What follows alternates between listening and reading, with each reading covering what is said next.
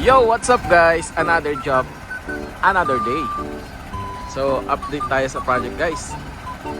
Pasensya na guys, ngayon lang tayo nakapag-vlog. Or nakapag-update kasi sa mga past days natin kasi wala tayo masyadong ginawa. So, ngayon kasi tayo magbubuhos. So, time check is anong oras? Anong oras na? Saglit tayo. Alas 2:35 ng hapon. April 10. So ngayon magbubuhos tayo. Hinihintay lang natin yung mga transit na darating. So dito na yung boom natin na nirentahan. So kung mapapansin nyo, ganyan siya kahaba. Dito tayo. So ganyan siya kahaba kasi ito yung 36. Yeah, 36 yan. 36 meters yung haba niya. Ito yung company sa 668 North Star Concrete. So shout out po. So ito, hinihintay na lang natin yung mga transit na darating. Nakapag-batch naman na sila, so nasa daan na po. Papunta na sila dito, so samahan nyo ako pagdating nila. So guys, nandito tayo sa taas guys. So ito yung update before buhusan. Yan. So nagpalagay tayo ng mga sako-sako para hindi gaano matalsikan yung mga bakal natin sa mga stirrups. Ito, ganyan. So naayos natin para hindi na tayo magtik-tik. Kung sakali man, meron pa rin yan, pero kukonti na lang. So ito guys, napaayos natin yung elevation habang wala pa yung mga transit. May nakita kasi tayong yung sa biga, medyo may siwang.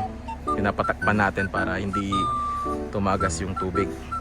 So yan, ito yung setup natin bago natin buhusan. So naraglagay na pala sila nito. Tinabangan natin kay electrician to, just in case lang. Ito.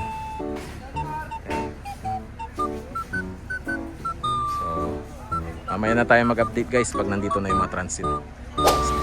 Yo, what's up guys? Nandito ulit tayo. So, ongoing na yung buhos natin guys. Nandito sila sa taas. May nag-ano lang sa siroho natin kaya check nila doon sa baba. So, ito, nandito na yung mga mixer eh.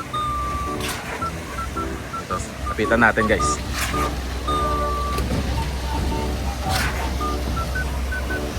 Yan. Ito yung operator natin ng ng boom. Check nila. May dumating na ding na mixer sa kabila. Ayan, dyan na yung mixer natin na isa. Pasok na sila. So, magpa-park na sila dito. Dire-diretso na yan, boss.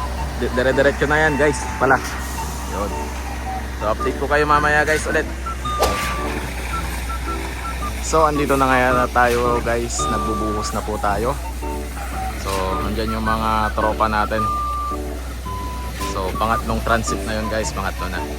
So, kanina lang tayo nag-start, pero syempre mabilis kasi boom yan eh. So, pinandar na nila yung vibrator natin para i-vibrate yung mga columns tapos mga beams. Yan. So, kita nyo yung mga sinako-sako natin. Yan. Yan. Para iwas talsik sa mga bakal. So, dyan din yung electrician natin. So, andito sila, sila uncle. Doon po sila. Yun po. Yan. Yan sila uncle. Yung mga, coordinator natin. Tapos si boss, andun din si boss.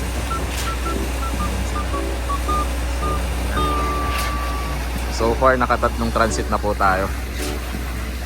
Continuous yung buhos natin. Bali nasa 40 plus cubic meter tong natin, itong buong bubuhusan po natin, second floor.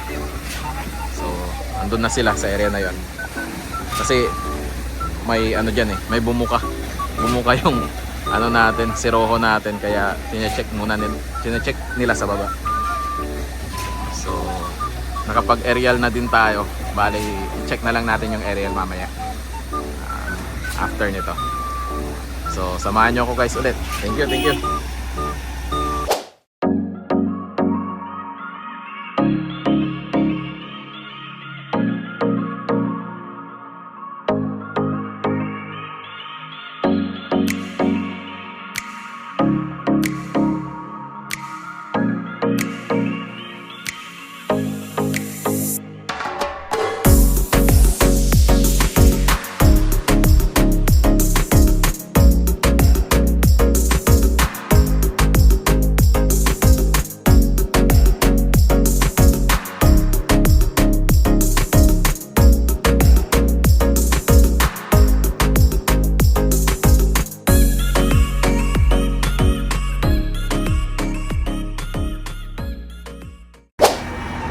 So guys, update natin.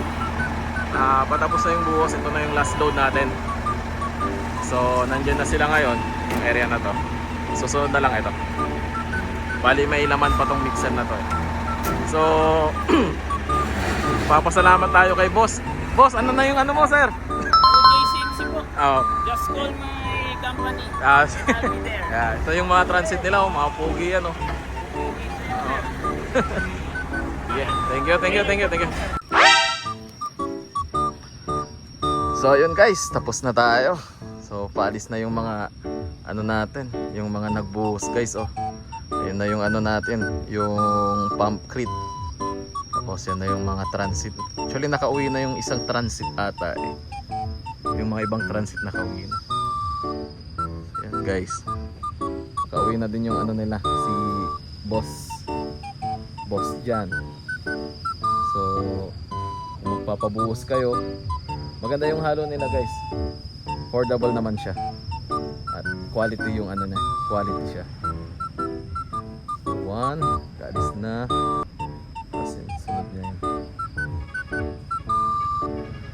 Nagpapapdol sila. Yeah. Makinis yung mga transit nila, malinis.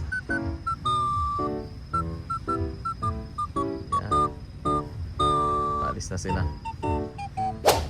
So papahinga muna tayo guys ng konti bago tayo umuwi.